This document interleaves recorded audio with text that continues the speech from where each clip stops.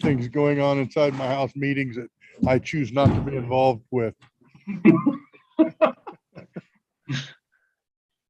All right, well, I have 7 o'clock on the nose. I think I saw that you're recording. Is that right, Justin? Did I still? There we go. I saw one of the windows. I just didn't see the other one. Okay. Yeah, you're all set, Troy. All right, thank you. So good evening, and thank you everybody for joining us tonight on June 23rd for our monthly PRAC meeting.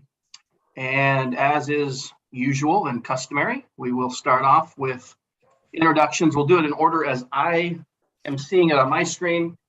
So Steve Williams, can you say hi to us? Good evening. And we have Joey Knopf. Hey, everybody. And Brent Haverkamp. Hi, everybody. Andy Crump. Hello. And I am your chair, Troy Bollinger. And we unfortunately are missing a member.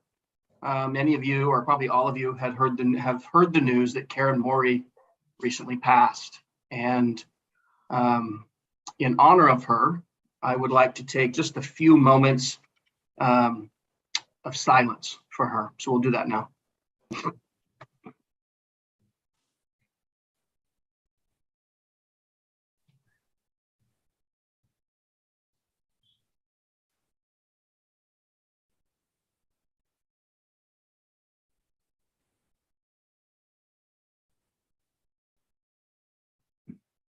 Thank you. Thank you all very much. We certainly appreciate all that Karen did for PRAC and our entire community with the things that she's done and how she has served over many, many years. And we do appreciate that. Tim, we just finished introductions. So since you just jumped on, why don't you wave at us? Everybody knows who Tim West is, also a member of PRAC. You all have received the minutes. So we will move forward to approve those. Before we have a motion, is there any question or discussion? And if there isn't, then we will entertain a motion.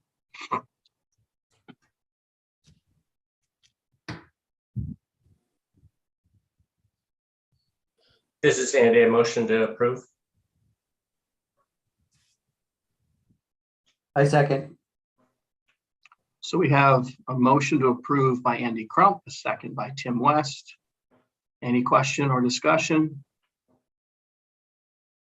Okay, Justin, will you poll, please?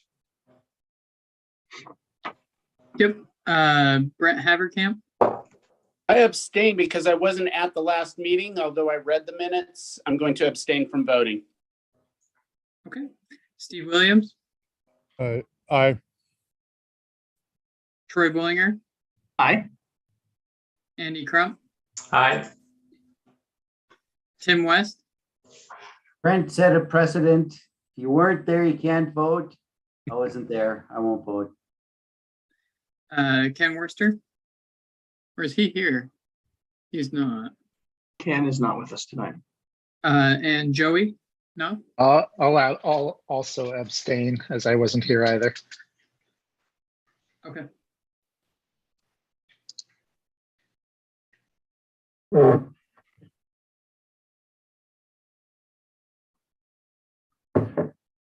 So the vote was 2 ayes and 3 abstain.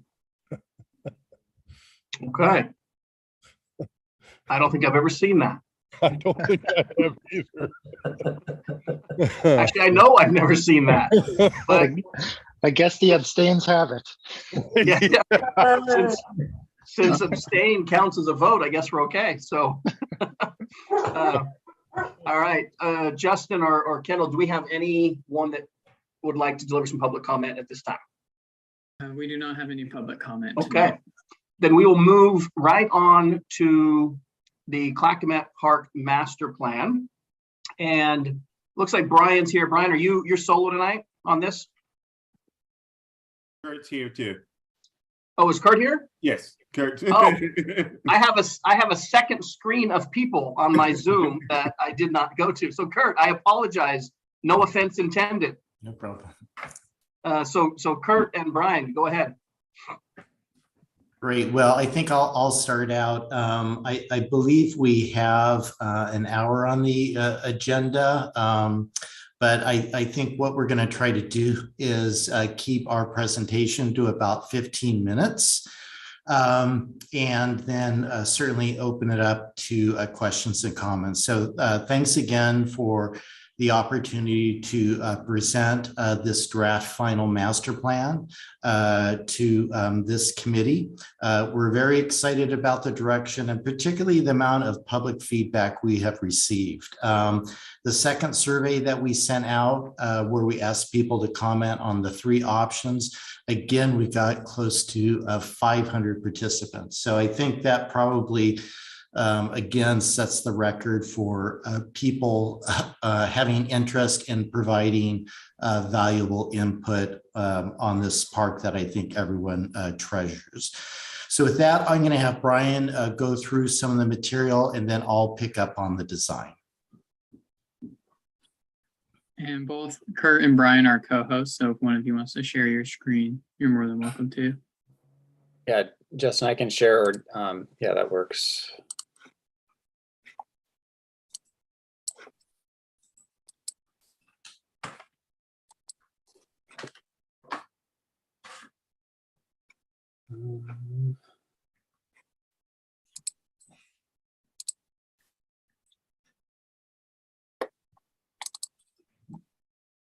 Okay. So what we want to do tonight is just real briefly run through the 3 site plan options that we presented at the prior open house back just about 2 months ago, end of April, just so we are refreshed on what we presented, and then we will go through some of the key questions that were part of that survey that we got the response back from. So just briefly to touch base, here in front of us is the site plan option 1. And this one, kind of as a starting point, really kept a lot of the overall park elements and circulation pieces in their place. Maybe one of the first big moves was moving the RV park from its current location in the park near the river to across the street, across Clackama Drive, and really formalizing some of the overflow parking that happens there now in that off-site lot. Paving that section from the main entry down towards the Willamette River and adding parking on both sides, and really just organizing and formalizing a lot of the parking as it exists now and making it a little bit more efficient. Showing an expanded play area on the east side of the parking lot near an expanded skate park. This option does show the boat launch 350 feet downstream of the existing launch. The existing launch was kept in place to serve for human-powered launches. And what we'll see through all these options is just really reorganized overall pedestrian circulation throughout the site to provide looped pathways and connections to the destinations off-site. Moving to the second option here. This one, starting at the main entrance, really formalized a T intersection there, organizing 3-way stops, slowing traffic down and making a safer, more obvious gateway into the park itself. Immediately upon entering the park, there's car parking, which then transitions into a mix of boat trailer parking and car parking. The parking lot there is flanked on both sides by public plazas, as opposed to the playground on the east side. This option shows it located more in the open lawn area. And also same configuration for the boat ramp, 350 feet downstream of the existing launch. And one of the bigger moves in this one was to carve out a little bit of the land near where the existing RV park is, lower the grades there and provide a boardwalk and establish some riparian habitat. Briefly moving on to the third option here. This one was the strongest departure from what's out there today. Real strong spine backbone of the parking lot moving through the site. Again, entering to take a step back, entering in with that T intersection. The RV park is moved across the street again in this option. The play area is located really centrally in the park itself. This one did not provide any motorized boat access onto the Clackamas River, but it did provide sport courts and an expanded skate park. To jump into the survey results, highlighting, I think, 4 or 5 questions here. This first question dealt with interest in active sport courts, basketball, pickleball, tennis, or other options like that. And it's close to a 50-50 split here. This next question asks about the interest in public gathering spaces, and there's pretty strong support there for those public gathering spaces within Clackamas Park. This next question deals with the wave condition at the end of the existing boat ramp and whether that should be kept as is, shown in green, keeping the wave and adding more seating around it, shown in blue, or then option 3 is to restore that area to natural habitat. This next question asked respondents to rate their support for locating a boat launch within Clackamas Park. The first one is in green, strongly support, blue is support, and then moving down, opposed and strongly opposed. So this one is the vast majority of respondents either strongly supported or supported providing a boat launch within Clackamas Park. And I believe this is the last question here, dealt with the RV park and the location of that within or outside of Clackamas Park, and how much space that should take up. The response in green there is for those that supported the RV park taking up approximately half of the lot across Clackamas Drive. Response in blue is no RV park being provided over there. And then in orange are those in favor of that lot taking up or being entirely used for RV park. Great, thank you, Brian. So what we have been doing over the last month to 6 weeks is taking information from the public survey, as well as the commission and the PRAC joint session that we had as well, and began to take those elements into a single draft master plan. So what I'll do is I'll just kind of go briefly through this, but then we have zeroed in on specific areas that I want to talk just a little bit more in detail about. I think the first thing you'll notice is that we have used the T intersection, which we feel is both a safer intersection, both for pedestrians, but also vehicles to enter the park. In terms of the distance from McLaughlin Boulevard as you move along Clackamas Drive as well. In terms of the parking, after you enter the park, there is a vehicular parking, and you'll see from this option, it's similar to option 1, where we've generally kept the trailer parking and the vehicular parking in the same footprint. Now, what we have done is we've actually expanded both just slightly. I believe we've added maybe another 10 to 15 cars for the just the straight vehicular parking, and then we've added another dozen or so trailer parking stalls. So we've actually been able to be a little bit more efficient in terms of the parking. You'll see we've expanded the sport court, the skate park. We have moved the play area over to the west side of the entry area. We have both the boat launch and then the non-motorized launch as well, and then pathways through the park. So I'll kind of go into a little bit more detail on these. And Brian, if you could go to the next slide, we can start that off. And so I think I just went through and I think kind of captured most of this. This shows the vehicular circulation throughout the park and to the boat launch. I might note that the boat launch actually has several ADA spaces as well. The trees within the parking lot for both these areas will meet city code. For the pedestrian walkways, I'm pleased to report that we have over 1.5 miles of pedestrian pathways, which certainly is much more than you have there right now. Certainly, all those pathways will be fully ADA accessible. I think the areas where you see a little bit more of the orange color are areas where we think there's opportunities for plazas or gathering spaces or overlooks. And you can imagine picnic tables or benches within each of these areas.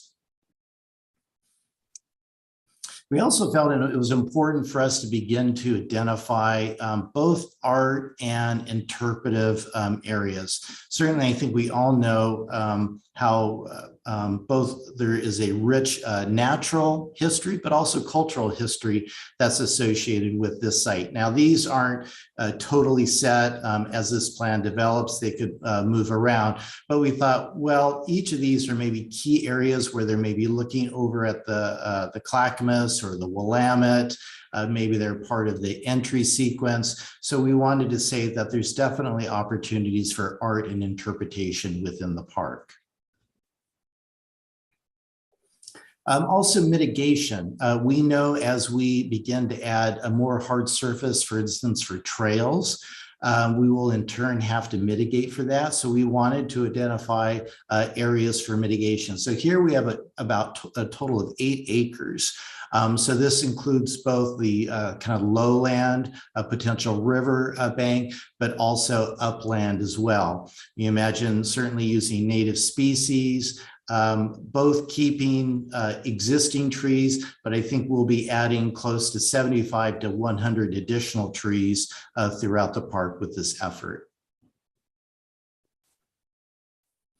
I wanted to just kind of zoom in and just talk about some of these other elements. I think with the skate park, having interacted with many of the youth that use this facility, I think the one thing that they've said is it would be great to have something for kids that were more at a beginner level. This tends to be a little bit more intermediate.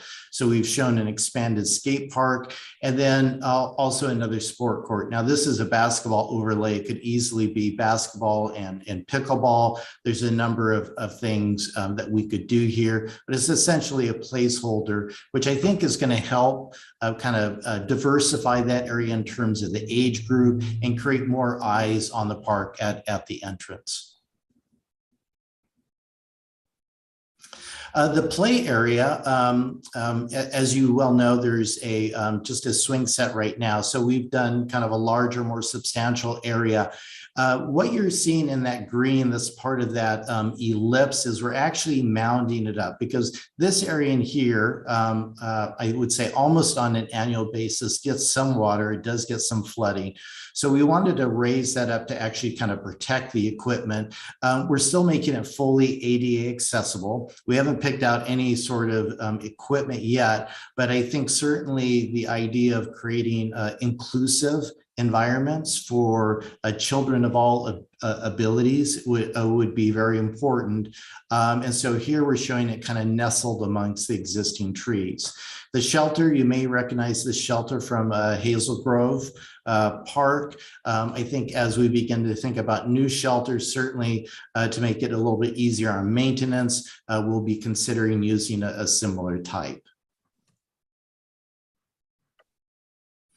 The boat launch, I think that Brian described that. This was the product, as we have, I think, discussed before, of the 2015 hydrological study showing ramps for 2 trailers, for 2 boats. We are showing with the existing non-motorized launch, there may be an opportunity to integrate some sort of a seating or kind of natural element that allows for people to get down closer to the river and also watch what's happening on the water itself. I think one thing to note with this is that, and what we've heard from the Oregon State Marine Board is that the hydrological study will be updated. Right now, it's about 7 years old.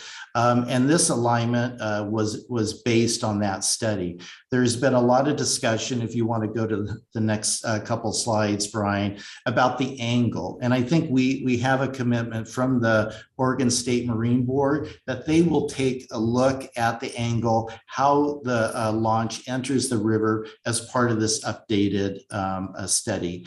I think certainly there's a lot of local resources, a lot of people that have used this launch for decades. So I think we want to, as we kind of revisit some of the assumptions, make sure that those concerns have been addressed.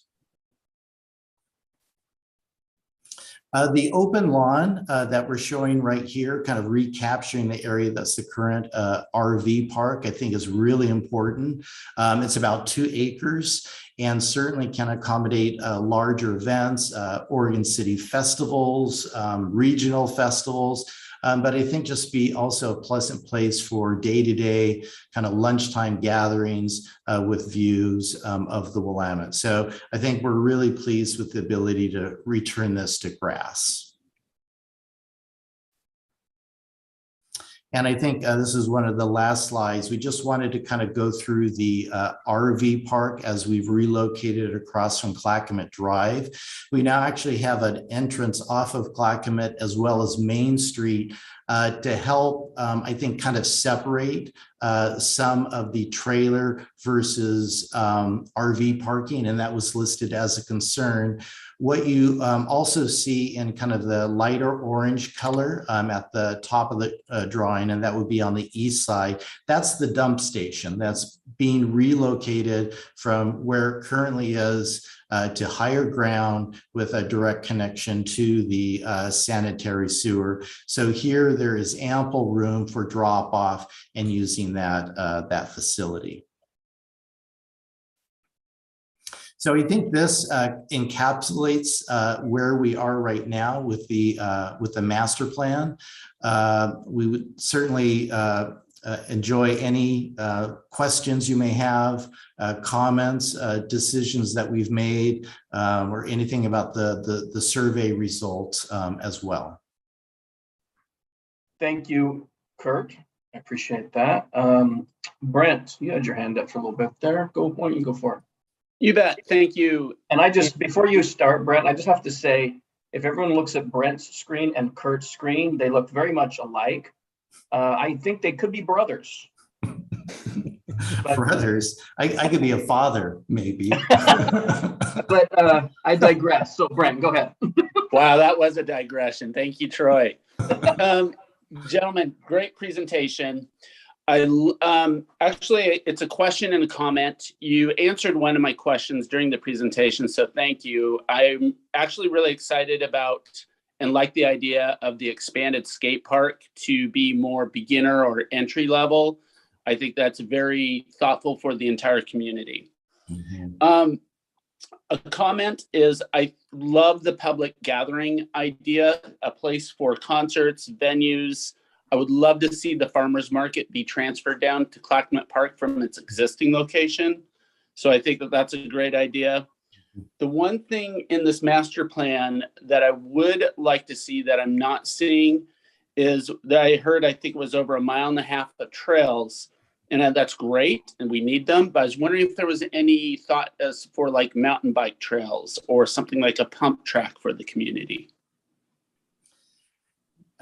We're not showing that right now, and we had looked at. I think when we did the master plan years ago for Tyrone Woods, we had looked at the size of what it would take to accommodate that, and it would probably take most of the area that you see up where the existing skate park and the pickleball court are. Okay. So I think just in terms of the size of it, there may be some other parks which are better, but I think certainly thinking about youth and activities for them is really important. I agree 100%. Okay, thank you very much. Thank you.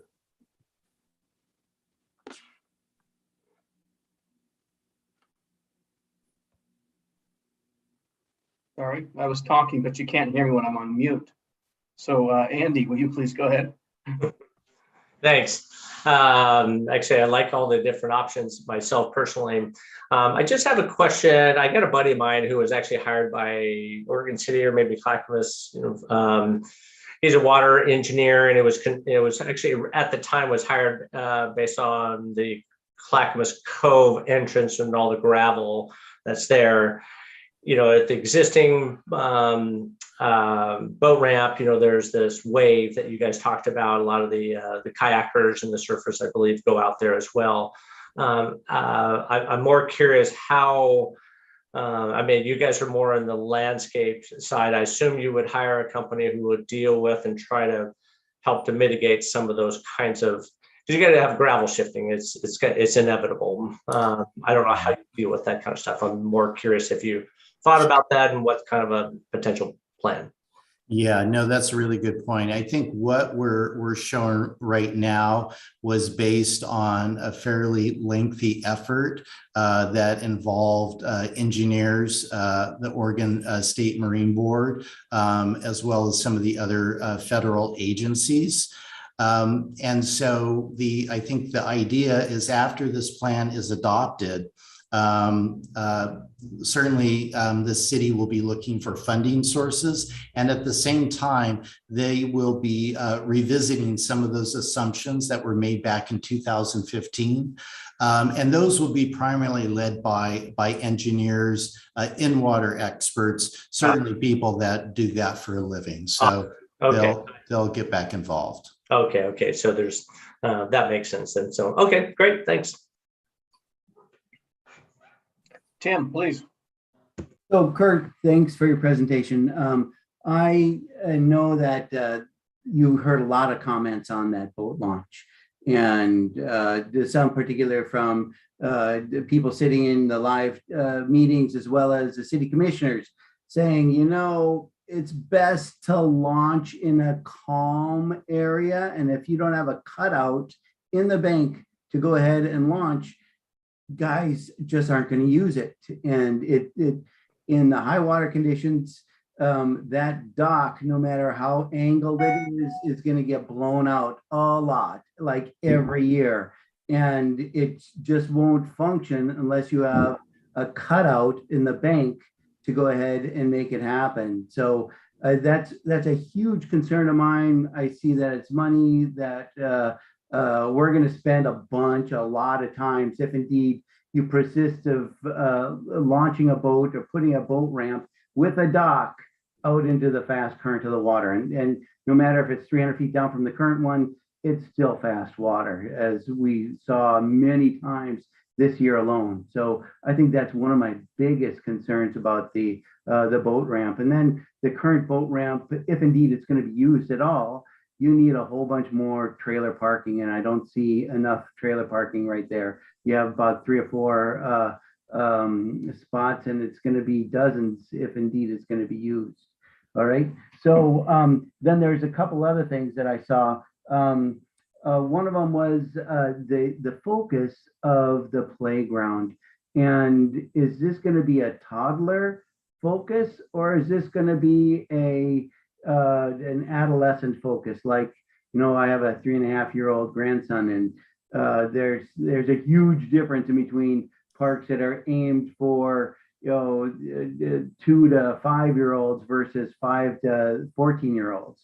Yeah. So I just wonder what kind of focus you're going to put on that. Yeah, that's a great question. I think at this level, what we've tried to do is we've tried to say, okay, well, let's get a footprint that could actually accommodate both because certainly I don't think we want to exclude toddlers. We want kids from 5 to 12 to be able to play. We also know sometimes there needs to be a little bit of separation between them as well. So I think ultimately when this plan gets refined, funding is available, I think those issues will certainly be hit head on with the design. Yep, okay. Just a couple other things. One is I hope you fence in that multi-court space instead of leaving it bare, because basketballs and pickleballs will fly. Yes. And then the connectivity to the Cove Trail. I don't see anything that would help riding a bike from Clackama Drive all the way over to the entrance of the Cove Trail with bikes. Yeah. So, and there's a lot of people that ride that Yeah. there. That's a good point. Yeah. Okay. That's a really good point. Yes. Okay. And then one last thing, Brent, I think that the bike pump kind of trail would be great. And my opinion is that get rid of the RV park and put it over there. I'll get used a hell of a lot more. Okay, that's all I gotta say. Great. Thank you very much for your comments. Joey, you got something for us?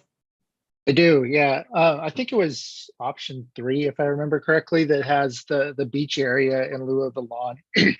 And I like the lawn idea better for sure. I like community involvement and activities that can go there. My question is, outside of, taking away that beach area, outside of areas around the boat launches, where do you see the best river access points being for, just being along the river's edge, fishing, that kind of thing? Well, we've, and Brian, I think you can also chime in. So in terms of the color coding of the plans, anything that's in tan is we see as beach access. The areas in green we see as opportunities for mitigation. So we've tried to keep a lot of areas both on the Clackamas as well as the Willamette in terms of people getting down to the water's edge. We know how important that is. Certainly areas that are too steep existing, we see those as ample opportunities to plant. But if it's a shallow slope, then we want to encourage people getting down to the river. That's great. Okay, thank you. And Steve. Thank you, Troy. I won't take a lot of time because I have been participating in a number of the public meetings as well, and have given my comments there. I just would say that each time I hear the presentation, I hear something else that I like. That discussion of the skate park and the opportunities for novice people to use it is a great idea. I hadn't thought about that. Just couple clarifications. One of the earlier questions about the boat trailer parking. I know we said we added about 12 trailer sites in the preferred, or the option that's being shown here. Yes. How many total trailer sites are available in this option? I tried to count them, but my eyes aren't that good anymore. Yeah. When you count the accessible ones here, and then these are all, so it's a total of about 65 boat trailer parking spaces, and then 4 loading and unloading prep areas. And then how many do we have over in the, so we have that many in the main lot, and then the overflow lot, how many do we have, Brian? There's probably about 20 in the overflow lot here, just east So of the park. we have in the neighborhood then of somewhere in the neighborhood of 85 slots, which is that in my opinion is a pretty good number of slots, given that this is one ramp in a cadre of ramps that are in this area, which was hopefully the design we were looking for, was to try and make it a piece of the bigger picture of people being able to access the river. So I think there are some there's some really good opportunities here, and the way you've drawn this up with access coming both ways there at the RV park site was another good option. So I just at this point would indicate strong support for the options are here, and I assume there's still going to be flexibility as there always is in these kinds of things to try and improve them as we move further along in the process. So thank you. And if you don't mind, I just want to build on that for a second in that, certainly we've been fortunate to work on a number of master plans for Oregon City, and they've all been part of a robust public process. But, once you get additional information, you are always refining things, and there's always kind of subtle adjustments here or there. And this plan, I don't think will be any different. It's really about creating the framework, structure, and a plan that gives you the ability to go out and get grants or get city funding is really a starting point. Okay, well, thank you, Brian and Kurt. I have one comment, something I had not thought about before, did not share before. When it comes to that play structure, hang on one second.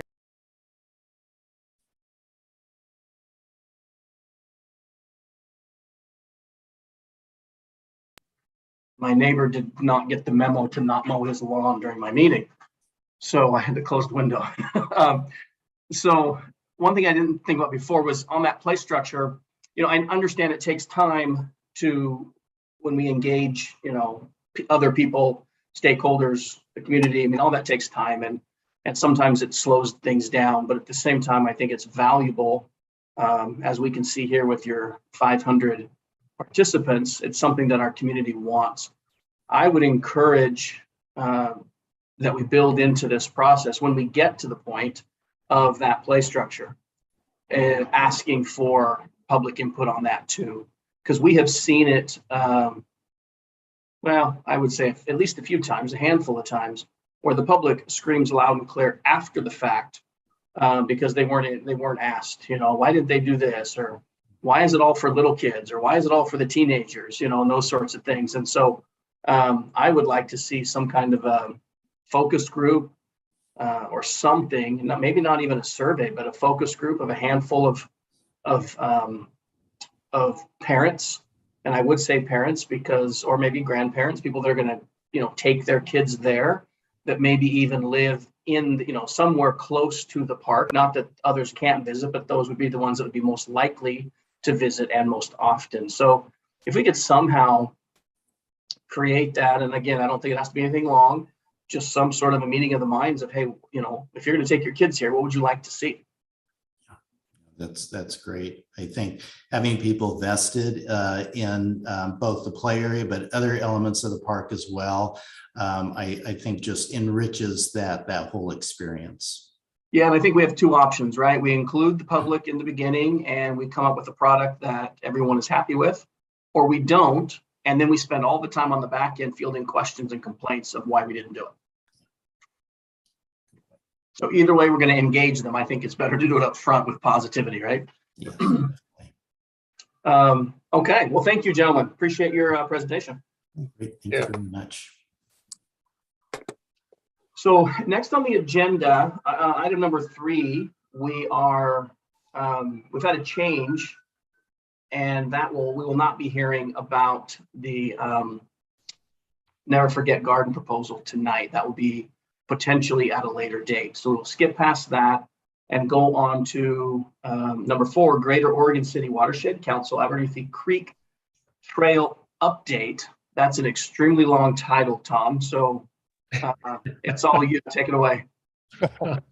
All right. I am sorry about that. But Abernathy is a name that carries weight in this community. And so that is the name of the presentation. And I'd like to share my screen. Let me see. Does that work for you? Resume share. Not seen that before. Let me try again. No. Let's try this one. There we go. Are you able to see that? Yep. Yep. Okay, great. So there's that long title again. All right. So thank you very much for letting me present to you tonight. And I'm sharing kind of a little bit of the past year and then also looking forward. So very excited to share what goes ahead, but also to let you know that tonight we had the kind of soft opening of the trail at Abernathy Creek Park. And this has been a project that you heard about back at the beginning of the year when we were in our planning phase. And this was a project that was funded through the Community Enhancement Grant that we received for what I called Watershed Wealth. And it was at two locations that we were working. One was here in Abernathy Creek Park, and the other one was up at the Environmental Learning Center. And so what I'd like to do tonight is just share with you what we were able to accomplish thus far at Abernathy Creek Park, and then also an eye towards the future, because we wrote another community enhancement grant. I wrote another community enhancement grant, and we were successful in getting that funded. And I want to thank Kendall Reed for offering to write a letter of support for our proposal. And I'll talk a little bit more about what is in that proposal here. But first, I just want to highlight the photo on the left here, and you can see a chipped trail, a wood chip trail. So Abernathy Creek Park is a different place than it was a year ago. A couple of things have changed. One is that after we established our office here at the Kruger House, I started working to get an assistant, an AmeriCorps member named Derek Palmore. And Derek was the first AmeriCorps member that the council has ever had. And he is our stewardship involvement coordinator. And Derek is the person that you saw some of the products of his work in developing the trail plan, and you had provided us with input on that trail plan. And Derek has really been the go-getter that has followed through on this, along with working with the Rivers of Life Environmental Center crew to get this trail not only platted, but then scrubbed and get native planting beds along the edge of the trail. And you can see one just along the edge here. We'll look at that a little bit down the line in this presentation. But this project, it was interesting listening to the last presentation and kind of getting community input early and using that to form your work. If you know, and I know you all do know where Abernathy Creek Park sits, there are two neighbors adjacent to the park.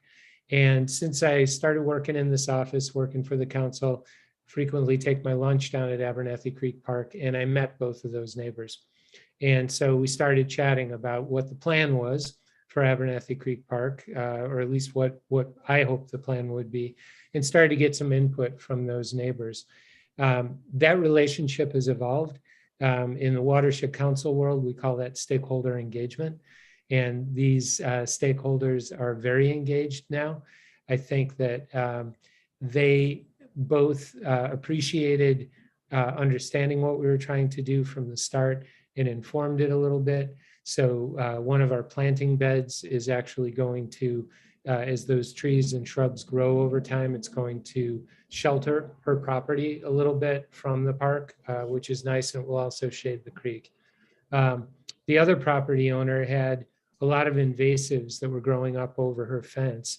And so we really went to work on that. And Doug Neely, our chair, was kind of foremost in that effort. But we also, I think, were able to bring that property owner into a situation where she feels a lot more comfortable with what we're doing down at the park. So I just wanted to highlight that because, it was mentioned here earlier that if you don't, Troy mentioned, if you don't hear about it, if they don't hear about it at the beginning and get a chance to give input, you will hear about it at the end. And fortunately, I think what we're hearing is very positive things at the end. In fact, they both have volunteered and helped us out. So the trail is in place now. I work closely with John Waverly, and I'm guessing that's John on screen here. And through the process, we had to make some modifications to the trail to pull it back out of the floodplain of Abernathy Creek. It was minimal what had to be pulled back, but we did do that. So the current trail configuration is above the 25-year floodplain, and really, more in if we see a 100-year flood, I can't guarantee those wood chips will stay in place. But hopefully we're not going to see that anytime soon. And I think there will be more to worry about than wood chips on a trail if we see a 100-year flood down there. In terms of the native plantings, we have had an absolutely wonderful spring for native plants. So if you're trying to put native plants in the ground this year, it was actually, as we were forecasting back in January and February, we were very nervous about this. We thought, it's been so dry this winter. What's going to happen here is we're going to put these plants in the ground and nothing's going to succeed. But in fact, the opposite has happened. April, we had record rainfall, and the mulch that we have put, again, you can kind of see it up here in the corner, but we used wood waste mulch that was contributed by the city. Thank you. And that has really allowed those plants to get a great start. And the soil moisture is excellent right now. So I think that we'll see a pretty high survivorship. All of the native plants that were planted are documented in GIS. So we actually have an inventory and we can do a survivorship study. And further than that, we also documented previous plantings at this park by the Watershed Council. So we'll be able to look at survivorship over the long run, which is something I'm very interested in. So that's kind of looking back. And now I'd like to kind of turn attention to looking forward and what we hope to do. And I don't want to take too much of your time, so just a couple more minutes here, and I just have a couple more slides. But in our proposal this year, in 22-23, I had talked with John and had run this by Kendall to work at Singer Creek Park. Singer Creek Park is an area that we had, when I first started with the Watershed Council, it was suggested as a possible site, but it was actually hard to get in there because of the ice storm. So there was so much damage, and John was still working with his crews on and getting that cleaned up. But this is a nice opportunity, I think, to advance even further our community engagement as a Watershed Council and really get the neighborhood association on board. They did write a letter of a last-minute email of support, but their neighborhood association, Eliville, voted to support this proposal, and we look forward to reaching out to them. The other work that's involved in this is some work on the other bank, the bank across from Abernathy Creek Park, near the veterinary clinic and along Washington Street. And so we reached out to Public Works, and they own that property, the property that's not owned by the veterinary clinic. And they're very interested in working with us and a contractor likely on the steep slopes to do some native plantings there, probably shrubs more than trees. But we do want to see if we can get some shade and really reduce the infestations of blackberry, clematis, and other invasives there. And then the third, and I should say, that is in partnership with further shade projects for Abernathy Creek on private property. And so I'll be working with Brian Monin and the Department of Public Works to identify those properties, do some more stakeholder engagement, and do some native plantings and invasive removal on those properties with funding outside of the Community Enhancement Grant. And then the third element, which is probably most interesting to you, is for us to continue to maintain the effort at Abernathy Creek Park. So we will be in there, continuing to remove invasives, continuing to maintain those natives through watering and, if necessary, some replacement. And so I forgot to advance my slides. I'm sorry for that. So here's the condition at Singer Creek Park, and you can see very little of the park, or very little of Singer Creek, which actually falls directly into the Willamette, but it's really overrun by invasives. And so we do want to get in there, remove the invasives and get some native plants in there. And then here at Abernathy, you can see these little native planting beds. This was an early conceptual design, and we actually have more specimen gardens in there and more native plants than what were shown and what we had spec'd initially for this. So feeling pretty good about that. That's an example of one of those native planting beds.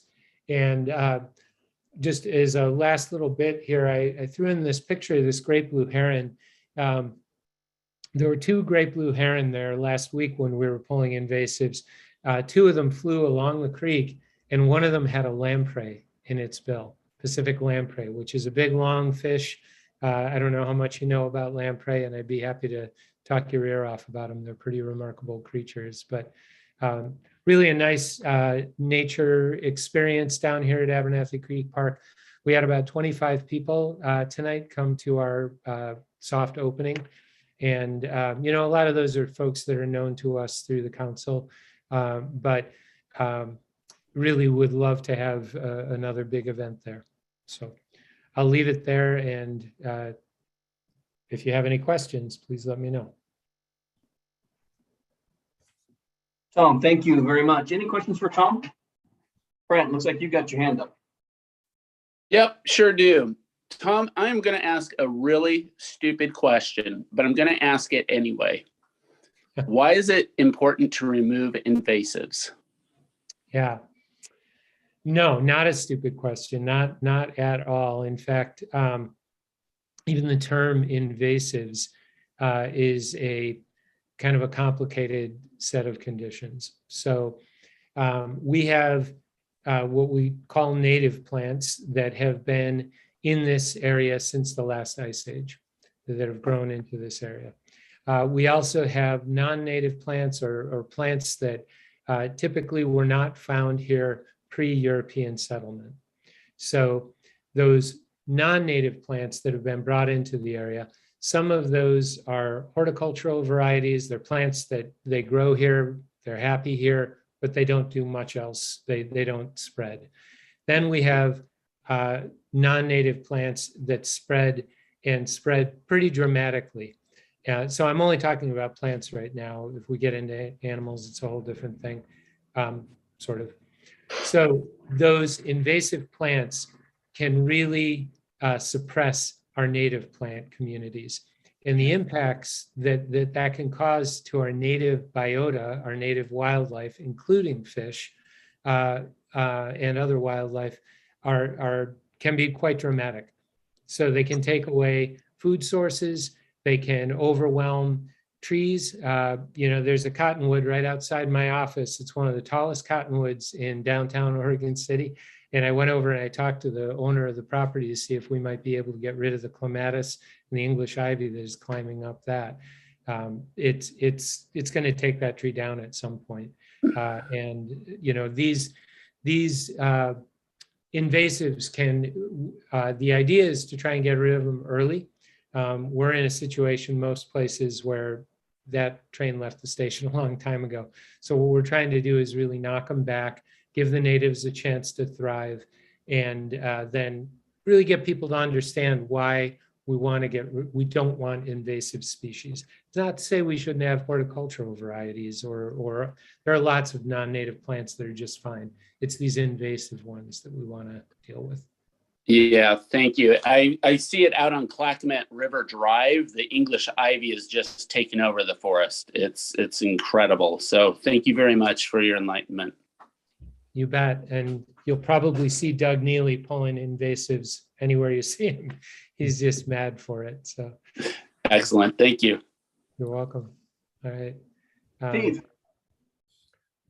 Thank you. Thanks, Tom, for your presentation and your efforts. I took a moment this morning and went out and walked the park just to get a look at what you had done, and it looks very nice. One question as I was looking around the park, and as you well know, the invasives never go away, so they're always a strong fight. Are you and your volunteers going to be maintaining efforts to try and kind of keep the maintenance of those planting sites and the other areas around the park? Are you guys going to be doing some of that kind of effort over time? Is that what you're planning? It absolutely is, Steve. So one of the goals that I have as, I've only been the executive director here a little over a year. And one of my goals is to grow awareness in the community of the work of the Watershed Council. And a part of that is giving the community an opportunity to engage with us. And not everybody wants to pull invasive plants, but we've actually had some success up at the community college down here at Abernathy Creek Park. We've gotten some new folks involved. And I think for me, it's a long haul pursuit. We've got a draft of a memorandum of understanding with the city Parks and Recreation Department that I know John's anxious to see. Derek, our AmeriCorps member, worked with me on that, and we will enter into that agreement with the community and try to bring more volunteers to the table to continue this effort. Absolutely. Thank you. I noticed as I walked around an animal there that is not an invasive, but is fairly prevalent are the moles. Yes. They are very active there. At least they were this morning when I was in the area. Yes. Yeah. The native wildlife can wreak havoc with our plantings for sure. But, I think what we're going for here really is the community to kind of understand the dynamics that are at work. You don't, this isn't really a garden. This is more of trying to restore habitat. And in that, you take your licks, no question about it. Yep. Thank you. Thanks, Steve. Joey. Yeah, thanks, Troy. Hi, Tom. Hi. I have a question kind of piggybacking on what both Brent and Steve were asking about the invasives and maintenance and things. And I was curious, you had mentioned the Himalaya blackberries. I was wondering how you maintain those, the maintenance on those invasive species, especially the blackberries, and how quickly they spread and get all over the place. And do you use herbicidal treatments, or do you what do you do to maintain those? Yeah, thank you. This is a great question, and this is one that the Watershed Council has a pretty specific approach to. So where we invest in removal of invasives and planting of natives, for instance, to shade the creek and to contribute large wood, frankly, over the long haul. That's the goal, is to get some of these native trees back, the big Doug firs that actually do end up in the creek. That is good habitat for salmon when they do that. And Abernathy Creek as a system is really starved for that, believe it or not. A lot of people see the large wood coming down and they figure that's it. But we're doing some habitat restoration work right now where we will be putting large wood into the creek. So when we are doing a riparian restoration, we do hire contractors that use approved herbicides for for application near aquatic environments. And that is really, I work with a riparian specialist, Drew Donahue, who is she's with Clackama Soil and Water Conservation District, but she actually works on across 3 different counties. And the Soil and Water Conservation District is pretty clear. They're very conscientious in their recommendations and approach. And herbicides properly applied to blackberry are really the only way that you're going to suppress the Himalayan blackberry. Yeah. And I know in fact, just tonight, there was someone at the open house who suggested, no herbicides, no pesticides. Our approach as a watershed council is the right herbicides, the right pesticides applied in the right way. It's an important tool in the toolbox, and without it, the threat to the environment is actually greater, I think, than in sometimes the sort of quick reaction that people have to herbicides or pesticides. Yeah, and that's good to hear. I know, like on my property, when I moved to Oregon City a few years ago, we had quite an infestation of blackberry vines, and it took a lot of effort to get rid of them. First trying naturally, and then ultimately going to herbicides. But yeah, that's why I was curious to see how you plan to be able to maintain those. That's good. Thank you. Yeah, the terminology that we use. In fact, I have a grant with 3 property owners upstream where we'll be doing initially mechanical removal and then treatment with herbicides to suppress the next level of growth. And ultimately, shade is a very important component, but you can't just win it alone with mechanical removal. Right. Great. Thank you. Thanks. Tom, thank you very much for your time. We appreciate you giving us that update and that report. You're welcome. Yeah, thank you for all of you for your support. And I am sorry tonight. I thought about actually sending the invite out to all of you for tonight's soft opening, and I realized that the meeting was going to be tonight, and that John said he couldn't make it, and I almost thought about presenting down at the park, and then I thought, well, that's probably a little cheeky. So, but please do come down and visit. Steve, I'm glad you got out there this morning. Frankly, it's a delightful little park, and I hope a lot more people discover it. So, but Tom, actually presenting at the park, I think would have been great. That's one of the beauties of Zoom. There are plenty of downsides, but when you can be remote, that's kind of one of the nice things too. So that would have been all right with me. Well, I'll probably take a stroll down there right now. So, well, thank you again. All right. Thanks, Al. I'm going to take off if that's all right. Yes. Thanks, Tom. Kendall, you got some staff reports for us? Yes, I'll kick things off to just give some updates on first the Clackama Park Master Plan.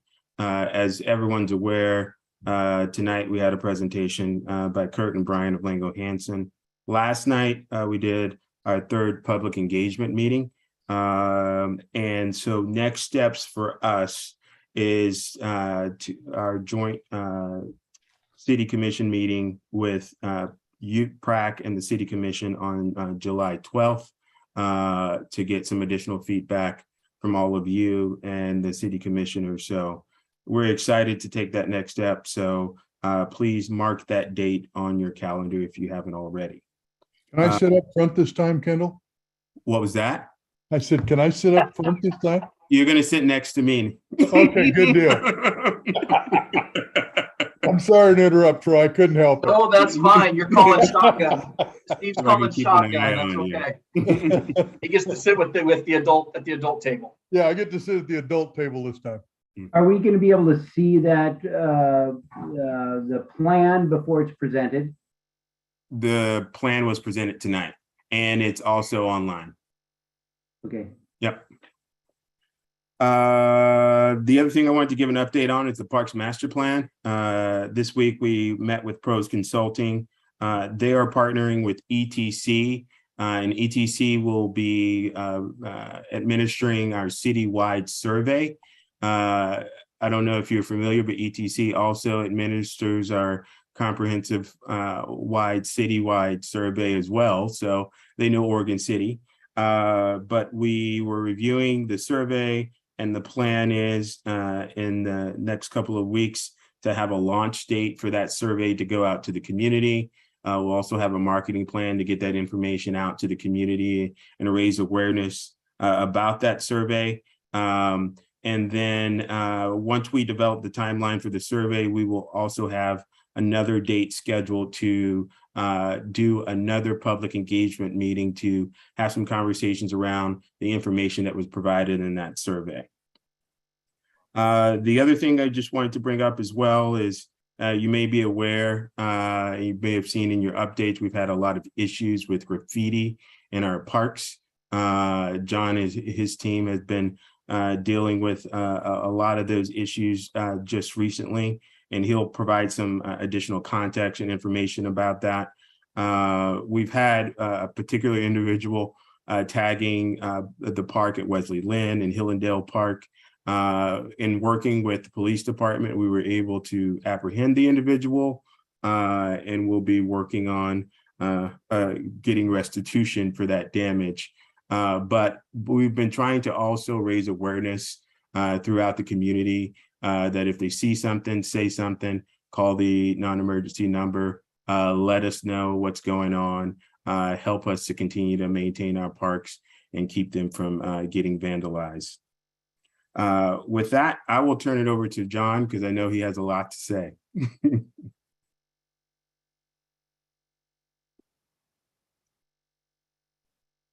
I don't know that I have that much to say.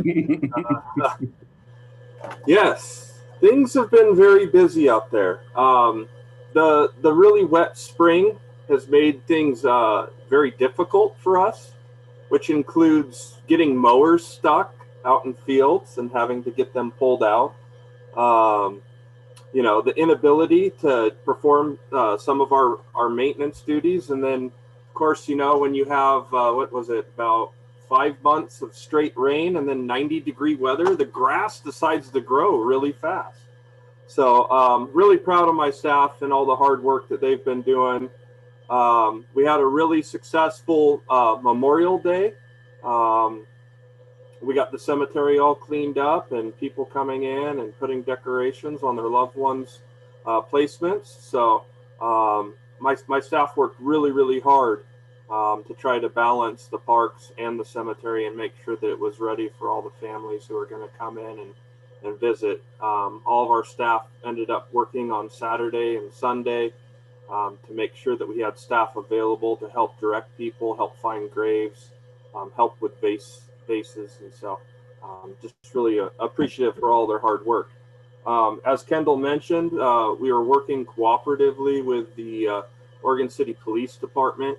It was roughly about a 2-week span that we started seeing graffiti. It started out at Hillendale Park. It was in the restrooms. It was on the playgrounds. It was the practice wall at the sports courts at Hillendale, the storage units, the picnic tables, the what else? Bridges, you name it. And so immediately we filed a police report, let the police know. Shortly thereafter, Wesley Lynn got tagged. The restrooms, the playground, fences. It was an astronomical amount of work to clean up that mess. And so really appreciate our police and their efforts to find the individual who was doing it. And I know that there will be more to come on that front. We've also been working on the Mausoleum roof replacement at Mountain View Cemetery. So we have a contractor selected, and they are working on procuring all the supplies for the roof replacements for the mausoleums. And we foresee that project hopefully getting kicked off here this next month, depending on when they can get their supplies. We're also working on the restroom replacement there. Looking at some concept plans, trying to get site surveys and everything preemptively so that project will go well, but that's an additional project that we're working on. Been working on the river access and Cove trail work. So there's been a lot of signage up, but I don't know how many people know a lot about what's going on there. And so I wanted to just give an update on that project. So during the ice storm, a lot of trees received damage along that area. We also had a couple of trees that the previous year, there was a fire in at the Cove when the forest fires were occurring, and a couple of those trees got burned and have died. So we're going to be going in, and there's going to be a lot of pruning that's occurring, but there's also going to be some tree removal. Of course, with all of our tree removals, there will be replanting.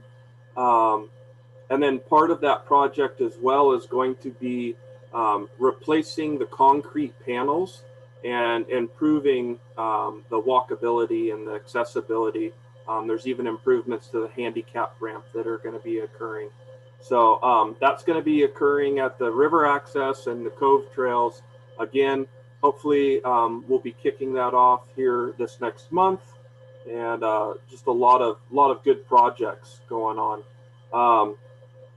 Something that maybe all of you weren't aware of, but with our wet conditions, we had flooding at Sportcraft, the trail from John Storm to Clackama, and the RV park. So we actually had to shut down the front row of the RV park. The water came all the way in, and our staff worked diligently to get the debris that came in all cleaned up and try to get the RV park back open and available for folks who are visiting. We're also working on the disc golf baskets. So they took quite a beating in at Singer Creek Park. And so we engaged the community to kind of touch base with some of the folks that we've heard from in the past who are interested and passionate about disc golf. And so our crew leader, Paul Cannell, met with the community members, and we're working this week on disc golf basket replacements at Singer Creek. So hopefully that project will be wrapped up and be ready to go for some drier weather. Couple other things, spray parks, hot topic with this hot weather. So we had vandalism to the Rivercrest spray park over this winter and spring. So we are waiting on parts to get that spray park back up and going. My staff has been working really hard to try to get the library spray park up and running, and I'm pleased to say that with a temporary solution, we've managed to get it on. So a lot of happy kids were out there today. It was really packed. Again, though, at that park site, the button that turns the spray park on and tells it to run has been. It looks like it's either been kicked or punched or vandalized to some extent, and so we have that replacement part supposed to be delivered tomorrow to us. There was some conversation about tonight about spraying and how do you get rid of some of these invasive weeds, and I just want to make sure that everybody's fully aware that we all of our staff are licensed, trained professionals to do pesticide applications. We don't take pesticide use lightly. We utilize an IPM approach. If there's methods and techniques that we can use to help prevent reoccurrence, we try to capitalize on those, like after a spray application, mulching the area. I think that there will just be more conversation on that front moving forward, but just something that I wanted to touch on. And lastly, staffing issues. So we, on average, 5 seasonals every year to help our maintenance department keep up with the increase in demand of the citizens' use as the weather gets better. We currently have 1 out of our 5 seasonals hired. We aren't getting the applications. And we've had a couple of people fall through on their commitments to us. So once again, our staff has stepped up.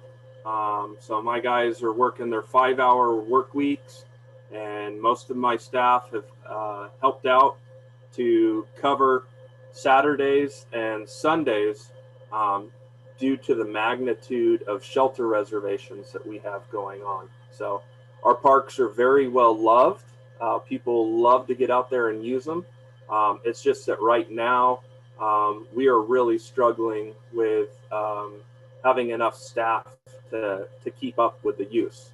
So if anybody out there knows anyone who's 18 years and older, is looking for a summer job this year, please have them get onto the city's webpage, have them apply. We need good, solid people who can help our Parks Department out to make sure that our citizens' demands are being met. So, but again, really appreciative to my staff for all of their hard work. You know, a couple people that I think that don't get the credit from behind the scenes are our office staff. Our phones have been ringing off the hook. They're helping families. They're helping us out with projects. So I just really want to let Ginny and Deb know that how much we appreciate them, and know that we wouldn't be in remotely as good a shape. We are going to be having Deb retire here shortly, so we have an office assistant position posted. So really excited to go through that process, get the person on and hired, and get them trained before Deb retires. So that's all I have for this evening, unless anyone's got any questions. John, you want to talk a little bit about the security patrol being launched this month? Sure. Yeah. So we're working with Oregon Patrol, and they have started security patrols of select parks where we were having problems or issues. And so they're helping us make sure that restrooms are secured at night, that nobody is using the parks after 10 p.m. to 5 a.m. So, you know, they're running into several instances where they're finding people out in the parks after hours.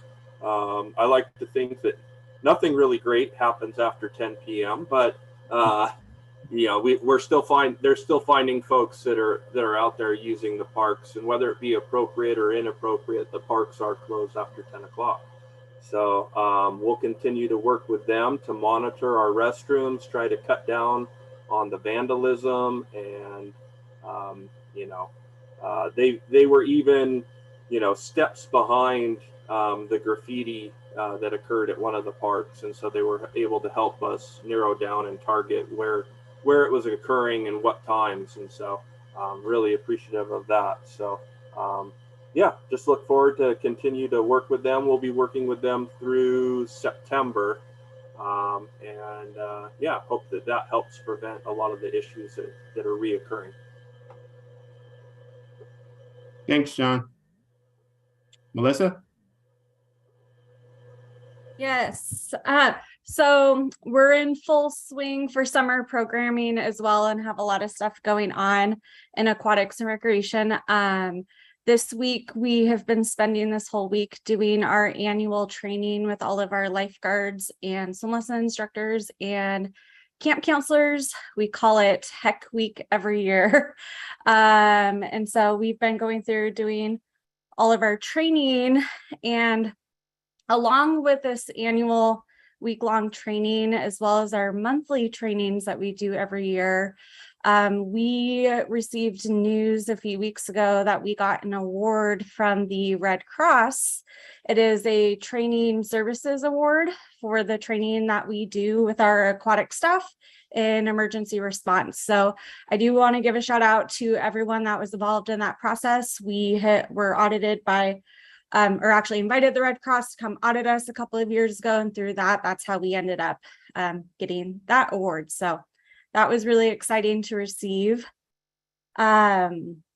Our summer schedule for the swimming pool starts on Monday. So you guys are going to see additional recreation swims that'll be taking place Monday through Friday from 2 to 4 in the afternoon, as well as our typical Tuesday, Thursday, and Friday evening rec swims. And then we have additional swimming lessons. So we opened up our swimming lesson and camp registration back in May with our new registration system, Smart Rec. And that was super successful for us. Probably a little too successful. Swimming lessons are in high demand right now throughout the entire state and definitely in our community. And with only one pool operating right now in the city with Nelson's closing and the impact we've been getting, it's been tough keeping up with all those demands. Some of our swim lesson classes right now where I can have 6 to 8 people in a class, we're seeing anywhere between 50 and 80 people on a wait list. So we're really trying to keep up with that right now. Our new recreation coordinator started on Monday. So he had his 3rd day today. His name is RJ, and we are really excited to have him on. So that was with the staff transition when Rochelle left back in October. I'm really excited because our side is fully staffed right now. We will be participating in the First City celebration on July 16th. And then the summer concert series starts on July 14th. So our concerts will be taking place on Thursday evenings, 6:30 to 8:30 at the end of the Oregon Trail. And that will run from July 14th through August 25th. And then the last news I have, another exciting news for our department. So last year I came and spoke to you guys about a camp grant that we had gotten, and we received that same grant again this year, which is really exciting. The grant is for $53,000, and we're going to be able to add some additional programming coming in July for different age groups and adding in some more full day camps in our communities. So as well as being able to increase the ratios of staff in our camps as well. So, and I think I got everything. All right, thanks, Melissa. And that completes our update, Troy. Okay, thank you very much. Member reports. And does anybody, just go and raise your hand, I'll call on you. You don't have to have a report, but does anybody have a report? Brent? Go for it. Thanks, Troy. I got actually 3 things. And number one, some of them are questions, but I guess the first question I have, and this is really towards Kendall. Kendall, are we going to move these meetings back to City Hall anytime soon? Do we think with the recession of COVID, or? We could have that conversation, and if it's a decision that we would like to move back to City Hall, we can start having that conversation, and I can have that conversation with the city recorder and the city manager. Okay. Second thing is that something that I'm concerned about is I only have about 6 months left on my chair here at PRAC. And there's been a lot of talk that I've seen recently in regards to the expansion of Park Place and development of 1,400 homes. And as a resident of the Park Place neighborhood, we have a very, very small park. And I'm hoping that the park master plan is addressing this in it with the addition of these 1,400 homes. Personally, I have concerns about Holcomb Boulevard with the recent wildfires that happened. That was a choke point for an evacuation to get out, and it was not safe. So I just wanted to make that comment that I hope that we're able to marry the expansion of the Park Place neighborhood and getting the proper parks it deserves for the expansion that's occurring out here. Yes, definitely. And that's a goal for the Parks Master Plan, to find those areas where there is a need for parks, so we can identify those in this process and make that a priority moving forward and get the funding that we need to get that moving forward. Yeah, it's a great little park. I saw a coyote tracked my dog and I the other day, but it's incredibly small. It's just so small for the amount of people that live out here. So, and then the last thing, and Troy, this might be to you, but number one, we need to find a replacement for Karen. And, that probably needs to happen probably ASAP, but I didn't know if there's any, one of Karen's passions was the cemetery. And I didn't know if there was any type of opportunity to memorialize her in some way with the cemetery. So I just kind of wanted to put it out there. A plaque, a bench, a garden spot. I can speak to that real quickly. This is John. So we have been reached out to by the Oregon City Women's Club, who Karen was a member of, and they are already working on something along those lines. So very cool. Yeah. All right. Thank you, John. Thank you, Troy. Thank you, Kendall. That's it. Yes, and I'll go ahead and address, Kendall and I had talked about, we've had an open position on PrAC for a while because we have 9 positions. And so we only had 8. So now we have 2 open positions. So Kendall and I did talk about those applications, and there's some discussion on some logistics about how to handle those. And we also talked about potentially having a vote for vice chair. And because we need to do that, we talked about doing that this month, and we both, Kendall and I, agreed that there is no rush to do that. I felt a little uneasy about just kind of rushing to fill the spot. It didn't feel right to me, just right. in honor of Karen. But it is something that we plan on putting on the agenda. Kendall, tell me if I remember this, if I'm incorrect in the way I remember this. But I think we talked about putting that on the agenda, the vice chair on the agenda next month. Yes. So be thinking that you'll see it on the agenda, and then that'll, help you formulate some nominations from the current committee for next month. And then the applications, Kendall, you'll probably have some sort of update for us next month in your staff report, right? I hope so. Okay. So there are those 2 for you. Any other reports? Tim, please. So I heard that Denise McGriff is applying for a grant for the Buena Vista House to fix it up. And I at first was very against it. But after talking to a guy that runs the Abernathy Wedding Center, he was going, there's tons of need for facilities that could host 30 and under people. And I thought, oh, that's great. That's an opportunity for the city. But herein lies an issue, is that here, Oregon City Parks Department is pretty understaffed. Kendall, do you see that the city could staff the Buena Vista House if indeed it does get a grant to get improved? Well, the biggest concern I have is there's a lot of needs in the Parks and Recreation Department. Many of you went through the process of our deferred maintenance assessment, looking at the amount of deferred maintenance that we have.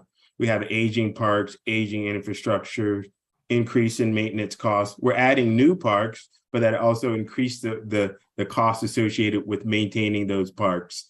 You look at our aquatics facility, Melissa and her team have done a very good job of maintaining a very old pool, but that pool is going to need a complete remodel.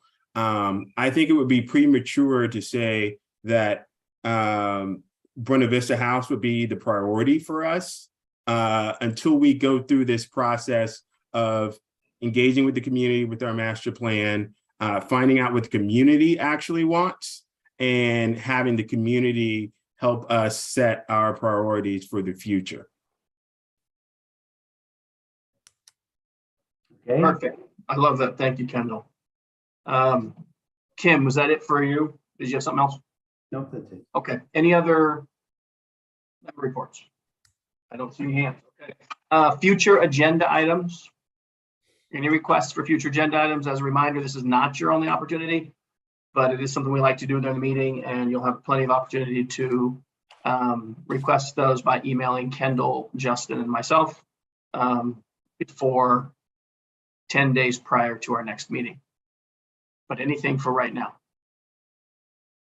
Are there, excuse me, Troy, Yes. Kendall, are you at liberty still to give us any updates on Sportcraft in one of these meetings, if it was on the agenda, or is there any need to do that anymore? Well, it's still under negotiation. Okay, I will rely on you to let us know when the negotiations are over with, and then you can tell us something. All right, I definitely will. So in all fairness to that topic, Kendall, let's add that to this list of future agenda items. So at least when we can talk about it, it'll be there in front of our faces. All right. All right. Next scheduled meeting is for July 28th at 7 p.m. At this point, we'll be virtual, but we would love to be in person by then if that can happen. So stay tuned for that. That's all we have on the agenda. So enjoy your night. Thanks, everybody. Thank you. Bye-bye. Thanks, everybody.